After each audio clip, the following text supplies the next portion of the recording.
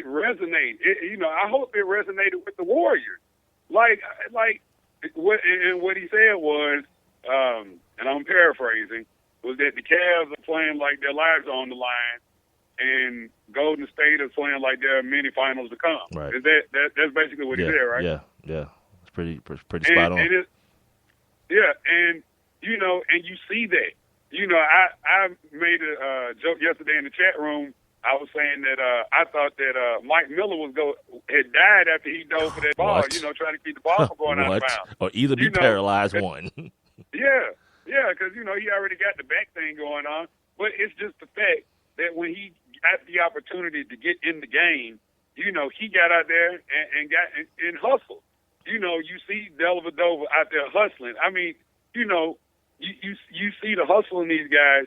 And then when you look at the Warriors, it's kind of like one of these things where, especially when they went down by 20, it just became one of those things where they were like, oh, well, we can come back from this. We can shoot, and then they start shooting, and, of course, buckets start falling. And before you know it, it was a 1-point game, but after that, you just didn't see that intensity again. I won't even say that was intensity. I would just say the switch came on right there in that moment. That they were getting their ass kicked. Well, I think too the thing you don't want to happen as well. You don't want guys to get out of character either. You know what I mean? Because they're as a team, their personality all year has been pretty sublime and pretty calm. You've never really seen this team other than put Draymond to the side because he's a loose cannon. But anybody else, these guys are pretty even keel. You don't hear a lot of barking at the refs or see a lot of barking at the refs. Like, has anyone ever heard Harrison Barnes speak? You know what I mean? Like he's like the Kawhi Leonard of their team. It's like when you hear his voice, he sound like that because you barely hear him talk. You got guys like Andre Iguodala, Leandro Barbosa, guys who really don't have a whole lot of emotion showing. So to now try to do that now, like in Game 3 when I saw Steph calming Draymond down, I was like, yeah, it's a problem. Yeah, this game is getting to him in so many different ways, like mentally. Yeah. Like, damn, the back injury or the back tightness and all that kind of stuff. Mentally, my man was out of his element, man. Understanding that Tristan Thompson was owning him on the boards, and he was frustrated that there was nothing he could do about it. The fact that one of the things that he's best at, pick and roll defense, yeah, it gets negated because the best player on the planet is the guy running the pick and roll. So, you kind of fall out of that. Okay, here's Mark Cooper. Golden State won 3 straight because Tony Allen was hurt. Does somebody call Mark and tell him that Tony Allen can't shoot, that his ball club played 4-on-5 on the offensive end of the ball. So even if it was like, what about when he wasn't hurt and the coach just took him out of the game because he couldn't shoot? He couldn't hit the side of the barn with a basketball. That was a coach's decision before the hamstring tightness. Yeah, that happened before that. So what's the excuse then? Yeah, he can't shoot the basketball. And they couldn't afford to do what they wanted to do, be that ground and pound, because what was happening then? The dudes who make shots was making shots in that series. So you're trading me 2, and I'm getting 3 on the other end. Yeah.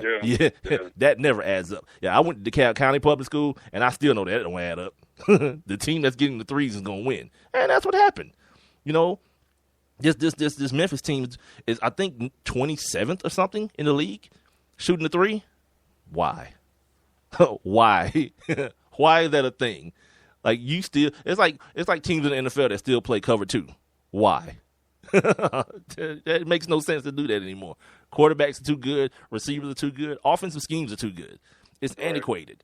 So you can keep pounding that ball inside to Zach Randolph and Zebo and all this kind of foolishness all you want to. Meanwhile, it takes you 3 shots to get the same amount of points that I get 2 in.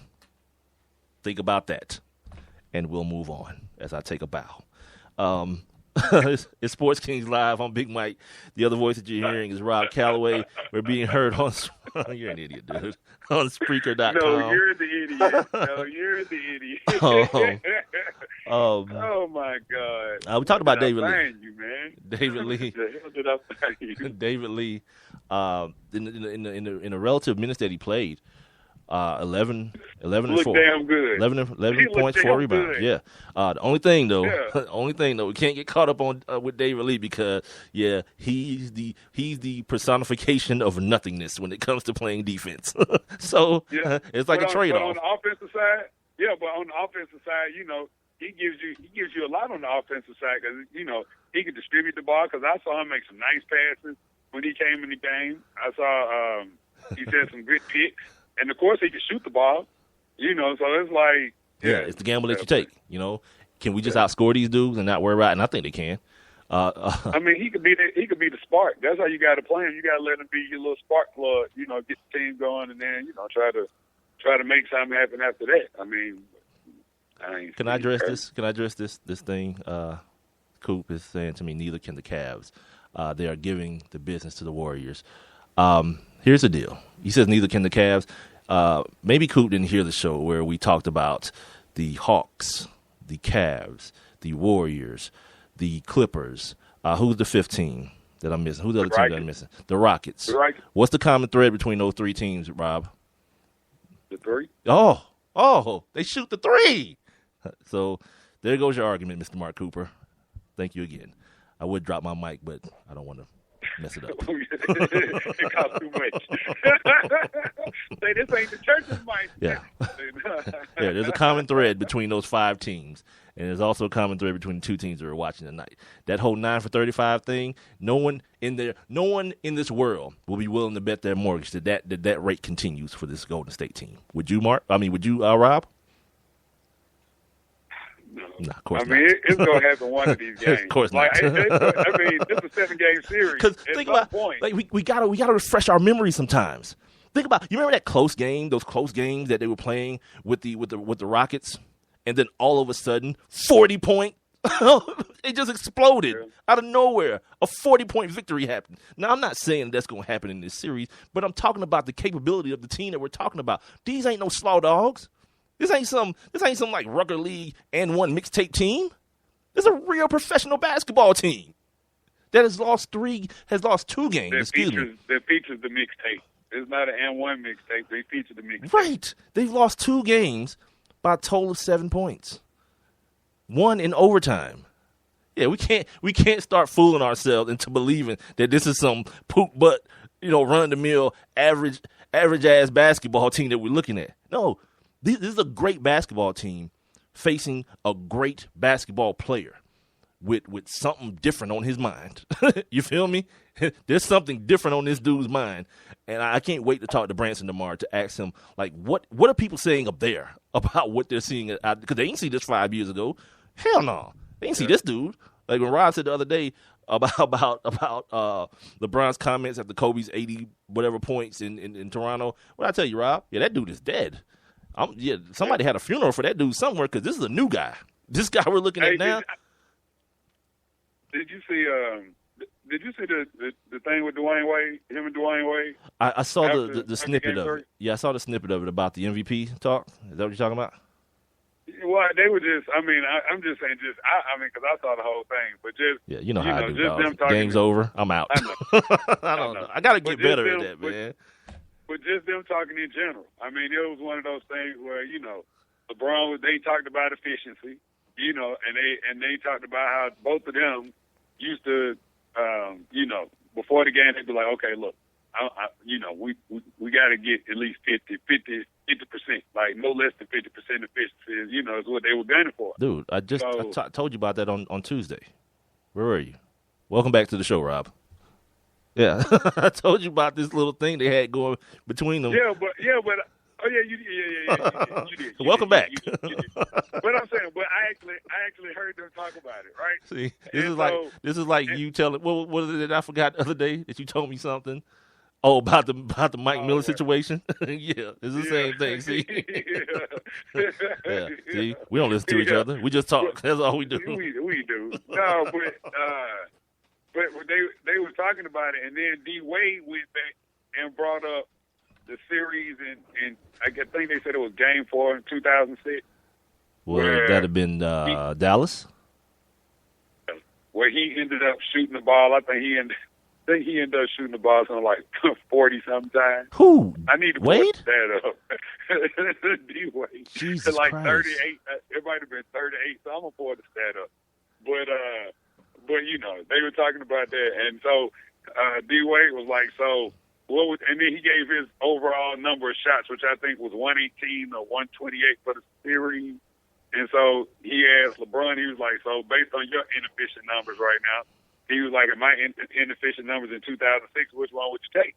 He was like, because you're averaging 41 points a game right now. He was like, oh, I'd rather take yours. He was like, and why is that? He was like, because you finished the deal. He was like, yeah. That's just, okay, that Dallas series. Yeah, against okay. Dallas. Yeah. Without LeBron. Yeah, Sorry, my yeah. mind going in different places. Yeah. Sorry.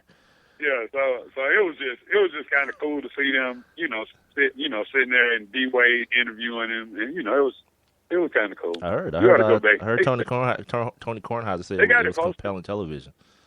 It was real here's good. the thing. I mean, because he talked about them winning the championship together, and what it takes to win a championship and all of that good stuff. We've got to address something as well. Like Mark Cooper has become the third part of this show, and I don't have no problem with it at all, man. I love the interaction.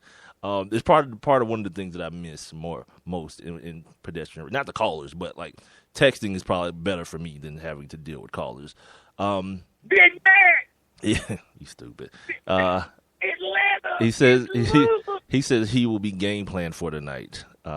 He will give you bogus numbers tonight. And I'm assuming you're talking about David Lee. Here's the thing, Mark. Nobody's game planning for David Lee. You do that, you're missing. You're missing. If David Blatt sits down and has one conversation about David Lee, yeah, he's missing the boat.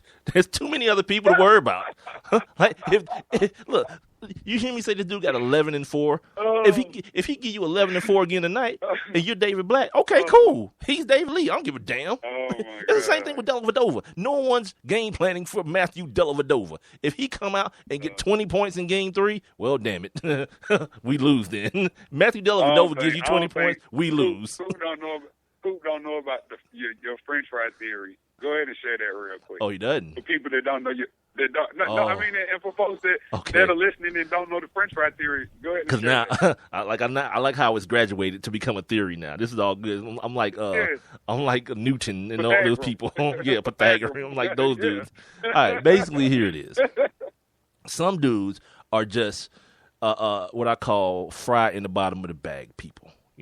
Josh Smith being one, J.R. Smith being one, guys like James Jones, Dellavedova, Lee, those kind of dudes. And basically what it is that he's the guy that you don't depend on.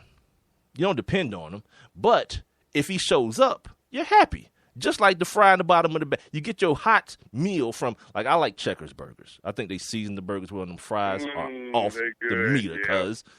Yeah. And then when especially when you're driving, because like you're not at home and you got everything sprawled out. You driving, so you got the bag in your lap. You're trying to have a burger in one hand. You're driving with your knees. I don't suggest anyone do this, but I'm just saying it happens. You got one burger in one hand. You got the fries. You're digging in the bag and in the fry box. So then the fries are gone. Burger's gone. You're like, man, that junk's so good. And if you like me, you always look in the bag again. Because why? There's a fry at the bottom of the bag. It's not something that you depend on, but if it's there, you like, hell yeah. Josh Smith. One more fry. Matthew Dellavedova. James Jones. David Lee. The fry in the bottom of the bag. You feel me? While, guys like LeBron and Steph Curry and Klay Thompson, those are the burgers.